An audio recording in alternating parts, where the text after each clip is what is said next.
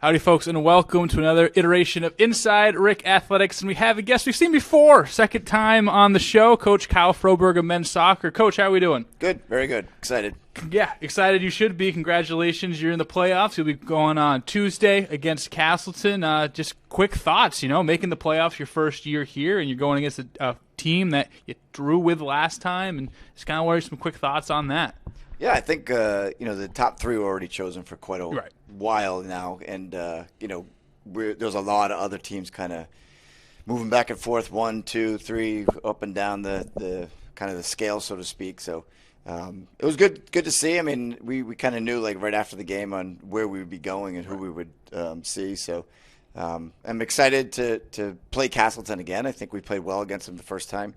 Probably – they scored a late equalizer, so I think we could have, kind of seen out the game a little bit better and maybe improved our chances a little bit in terms of seeding. But no, they're a good team. We're excited to play them up in Vermont. Yeah, and it was a frantic Saturday. You had senior day going on, and then everyone turns to a mathematician this time of the year thinking, if X happens, then how does Y work? Basically, those last three spots are up for grabs between four teams, you guys, Southern Maine, Keene, and Castleton. Castleton had that 1 point advantage over you guys, with that tie, kind of had them at 7 points coming into the day, you guys with 6.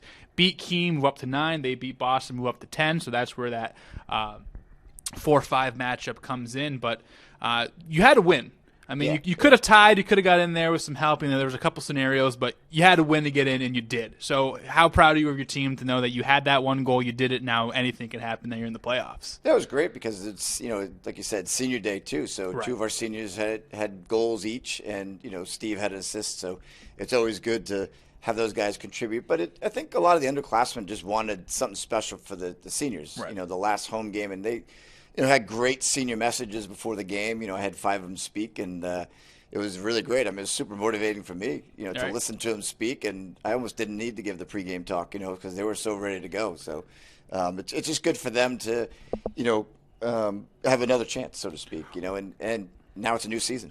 Anything can happen now. Yeah, last year, I think they were the 4 seed last year, 3 seed, got to that second round, and they lost to Eastern Connecticut, I believe, if my memory serves me right. But talk about the senior class. I know you've only been with them for about a year, a couple months at this point, but a special group of kids, Ramos, Steve, Oliveira, and the rest. So kind of talk about this senior class, and even though you've been with them a short time, what are some things that you're very proud of them for this season? Yeah, I think they're just good guys overall. Every from Nick to Steve to Johnny to Brandon to Ramon. I mean, those guys are just they're class. They're class act. And they're they want to.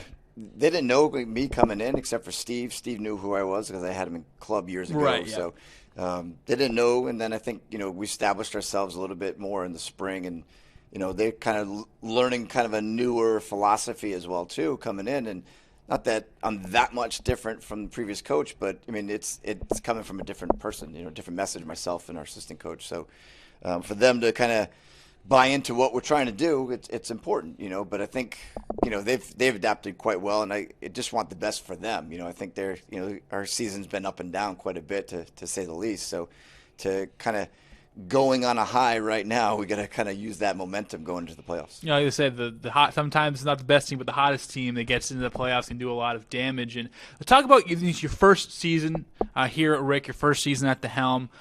We talked right before the season started. Now we're talking about the season's coming to an end. What's one or two key things that you've seen a vast improvement from day one to now today with this team? Yeah, I think a little bit in the attitude. I think we haven't had very many wins, and we've gotten some results with the new rules of no overtime. So I think 4 ties. I mean, you throw those games into overtime, see what happens in terms of a winning mentality. Right. Sometimes you need that a little extra just to kind of get a result, a win, so to speak. But I think it's really important for the conference and how good our conference is up top to bottom. Mm-hmm. Obviously you got WestCon, who's ranked nationally, all that stuff, and they deserve. They're a good team. So, but then you're seeing teams. I don't care if they're ninth. UMass Dartmouth gave us a run for our money, and there was a lot of good teams. I mean, you look at our UMass Boston game; it was 1-0. It could have gone either way at home. So, I mean, it's very close throughout the conference, and given any day, I mean, anybody can win. Right, especially soccer, not a high-scoring sport, and a lot of those are 1-2 goal games, and especially like you said with all those ties. And there was a couple games like that Boston game. I remember big save at the end, lasted like 10 minutes. It could have been a 1-1 game. Could have picked up a point. That Castleton game, 2-2 at the end, but it was 2-1 ending in that last 5 minutes, which I'm sure everyone's remembering that game, and that's kind of the point being hammered home coming up tomorrow.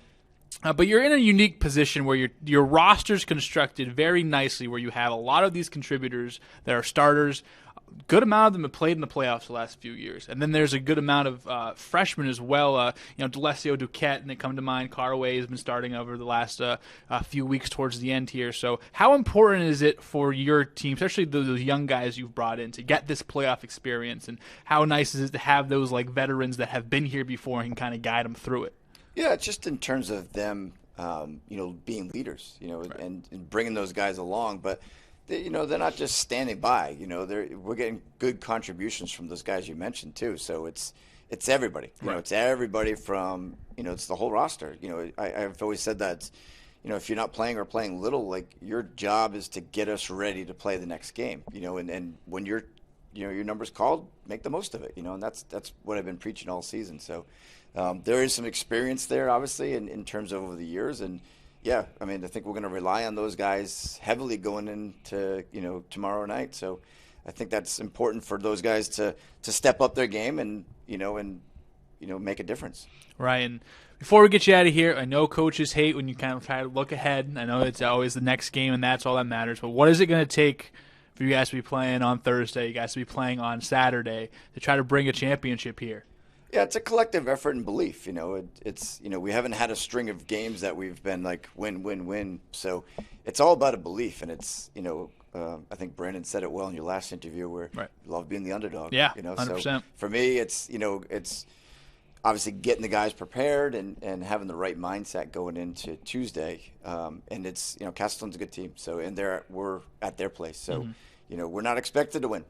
So it's more of a get a result there, and then anything can happen. I think, with WestCon having a day off, whether it's us or Castleton, hopefully it's us, they have a little bit of time off. So we'll see, if they relax a little too much or, they might be expecting them to go free and go right into the NCAA. So right. Hopefully someone can disrupt that, so to speak. Right. It could be a lot of disruption. Like you said, the hot team causes a lot of damage. You guys right now coming in a little bit of a hot streak after that big win on Saturday. Coach, good, congrats. Let's do some damage. We're going to be rooting for you with that, barring any silly stuff going on. We won't see you at home the rest of the way, but it's been awesome watching you guys this year, and thanks so much for sitting down with me. Appreciate it. Thank you. All right, that's it. Thanks for checking out this episode of Inside RIC Athletics. I've been Cody Chalifoux. Thank you so much for watching that interview. We have more on the way, so make sure to go to goanchorman.com to find any interviews that you might have missed, any interviews in the future. Make sure to go to goanchorman.com as well to look at the varsity schedule and see what games are going on, when they're going on, if you can make it or if you want to watch at home. And again, we thank you so much for supporting RIC Athletics. Go Anchorman.